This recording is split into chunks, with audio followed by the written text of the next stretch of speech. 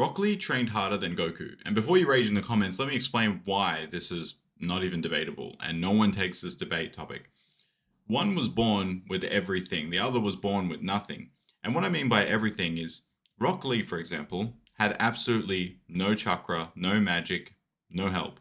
Lee couldn't use ninjutsu or genjutsu, the two main things you need to survive in the ninja world. Like, imagine becoming a bodybuilder in a world where lifting is illegal for you, and you still manage to get jacked. That's sort of what Rock Lee did. And the motivation for Rock Lee wasn't even that he hated Naruto or anything like that.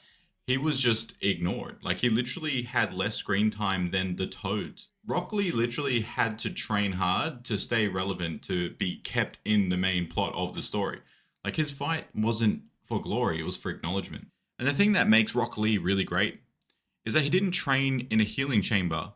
No sensu beans, so he didn't just have like instant recovery, and he wasn't training with gods like Whis or Beerus. He trained until his bones shattered, and then came back for more, and he had to recover. Now on the flip side, we have Goku. Every time Goku almost dies, he gets a Zenkai boost, right? So that's like going to failure in the gym, and then waking up and you can bench 50 kilograms more than yesterday. The other thing that he also has is Super Saiyan, Kaioken, all these different multipliers. So let's say you go to do a 100 kilo bench, and then you just Super Saiyan transform. Now you can do a 200 kilo bench, and then you could use all your other things. Rock Lee never had that ability to just multiply or transform. Not to mention we had King Kai, Whis, the hyperbolic time chamber, like he trained with literal gods, gods of destruction. Compare that to Lee, he just had Might Guy and push-ups. And the thing that makes Rock Lee a great character is his whole life was just a rejection of excuses. Like, Rock Lee could have used every excuse under the sun to basically give up on being a ninja. But instead, he didn't train because he was talented like everyone else in the village. Like, they all had a lot of great powers and abilities. He trained hard because he wasn't talented.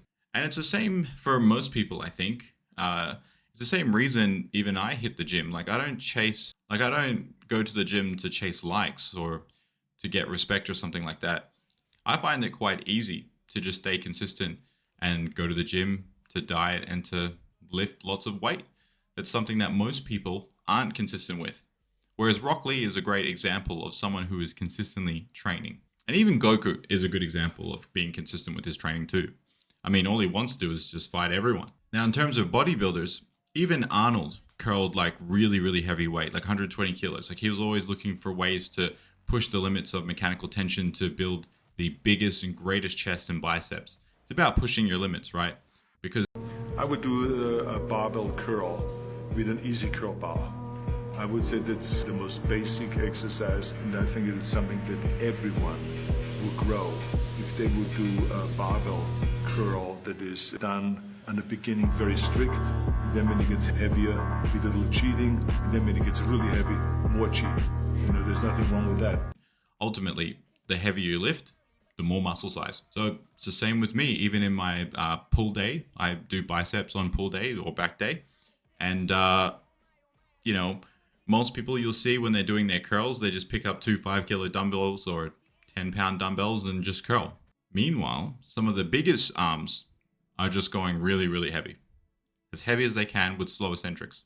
Now, not everyone is a genetic freak, nor are they enhanced. You know, they have magic powers or something like that. But for naturals or natural bodybuilders like me, well, you kind of have to train harder than Goku in order to just stay relevant, to even have a similar size, to even be able to be allowed to call yourself a bodybuilder, really. Goku was just built to win. Like, Goku's built different. Ain't nobody building Goku, right? But Lee, on the other hand, was built to just suffer and still managed to fight anyways. And that's why, in my opinion, I respect the little guy, or in other words, Rock Lee, more, because he still fought despite knowing that he's probably just going to lose to everyone. Like, no matter who he's going to go against, he's already handicapped. Like, he's just got this massive disadvantage. And that's what makes Rock Lee, Might Guy, you know, characters like that, the GOAT.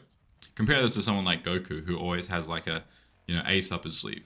So that's why I choose to wake up at 1 a.m. Like, I train because of the love of it. I love the pain of, you know, building muscles and growing and pushing myself to the limits, and just proving how much I can achieve. And I think that's the best thing about bodybuilding, is like, it's kind of like Every single day you improve little by little, small and simple things. Great things come to pass. And that's pretty much it for day 10. Anyways, thanks for listening. Cheers. Peace. This is what I call depression weight. Because if you're trying to reach mechanical tension or training to failure, you're gonna have to do 1,000 reps or something. So you have about 50 kilograms on the bar.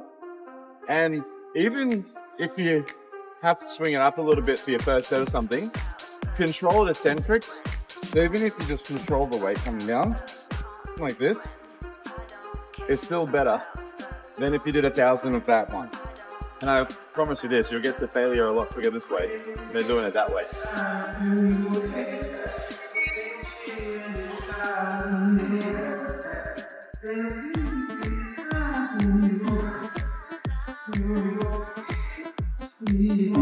So if your goal is to build big muscles, you want to reach muscular failure. This is a moderate weight, I think like half weight. This is what it's typically left on. Whoa, what is my arm? If we're doing, this deep range of motion, you could probably find a preacher curl. This one doesn't go very deep. Now, deep range of motion, is it as important? Not really. There's a lot of studies that are coming out now in 2025 that partial range of motion is better for hypertrophy gains because people tend to go heavier with that partial range of motion. Whereas when they go deep, yes, you might be going deep, but you're not going heavy enough to reach failure. You're not actually failing. You're failing because of your range, not because of that muscle training to failure. So with this preach machine, realistically, if I wanted to reach muscular failure and actually train as close as possible, I should be using something like the full stack. Because they said in a different study that 30% of your body weight, 30% of your maximal lift, let's say you're doing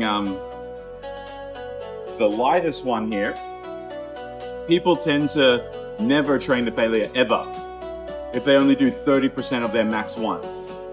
And that's just how bad it is if you're doing 100 reps of, so if you're doing 5 kilo dumbbells in each hand and you're just swinging them, which is really bad because you want to control the weight, not swinging, you will never gain muscle. That's effectively what the study's saying. If you don't actually achieve failure, it's really difficult to achieve failure with 1,000 reps. You'll see how intense this is. When the intensity is very high, because you have to put in maximum effort, you tend to reach failure faster. And even if you just did 5 reps, these 5 reps will be more beneficial for building larger muscles than somebody doing 1,000. Look at a sprinter versus a marathon runner in their physiques. And you'll see that the sprinter will have much bigger.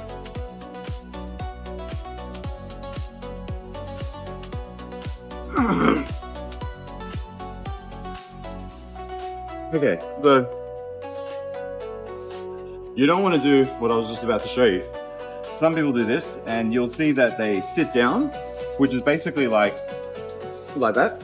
That's using their body weight to lift the weight. So this is the other problem.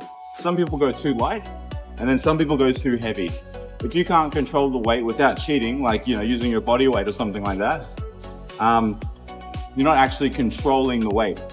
The muscle will reach true failure by controlling it, especially on the eccentric.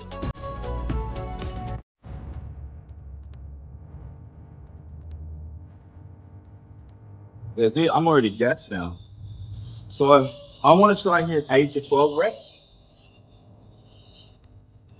And I'm going to show you what it looks like to try push through 12 reps without cheating. So this is pretty heavy. It's still 4 from the top.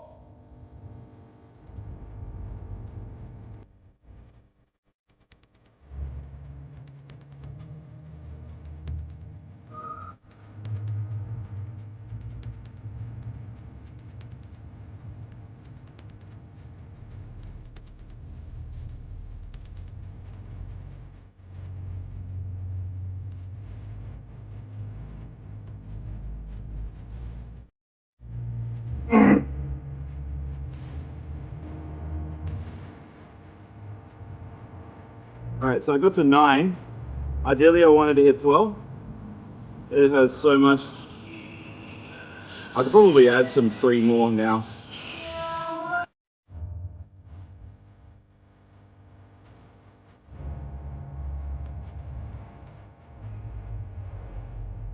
So if I did 3 sets of that for like 12 reps, because I'm almost at the top, you know, pretty much max weight, that's the main driver for bigger muscles or hypertrophy is mechanical tension. If you're not achieving mechanical tension or getting close to failure, you'll never grow muscle. So you could be here, there's like literally no point in going to the gym if you're just gonna lift like 5 kilo dumbbells